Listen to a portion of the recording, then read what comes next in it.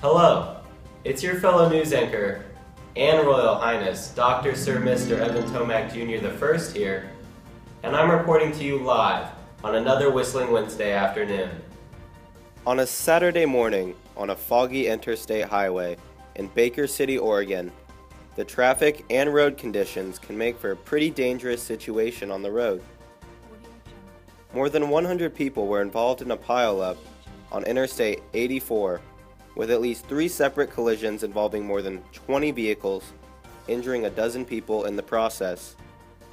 Everyone felt fortunate that they were all still alive, but none were more blessed than 27-year-old Caleb Whitby. Caleb was heading up to a slight curve in the road and came across the most wonderful sight to start off a foggy Saturday morning. A semi-truck sat dangerously jackknifed across multiple lanes on the interstate road. Caleb swerved to the right and flipped his vehicle around as he hit the back end of the trailer, leaving him exposed to oncoming traffic. And so I tried to somewhat steer to the right side of the road, and I ended up hitting the trailer right at the back corner, so it smashed my front end in, and when I hit, it shut my pickup off, so I was pretty much helpless there.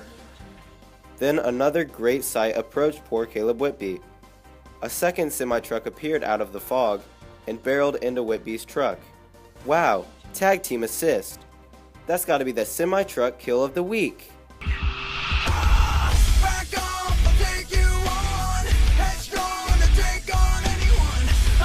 I'm just kidding. Fortunately, Caleb was miraculously unscathed in the car crash and ended up being sandwiched in between the 2 semis, right smack in the middle. Caleb was pushed upright against the steering column and was able to cut away his seatbelt with a pocket knife and dislodge the steering column from his side.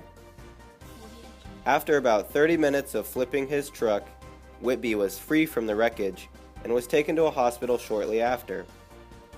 Caleb only needed 2 band-aids for his right ring finger and a little bit of ice on his left eye. Caleb responded to the altercation by stating, quote, "It was my first accident." Well, that has been yet another spicy news story, and as always, have a fiery fun day, my dudes. Hey, how you doing, little mama? Let me whisper in your ear. Tell you something that you might like to hear. Got a sexy Nice body and your hair. looks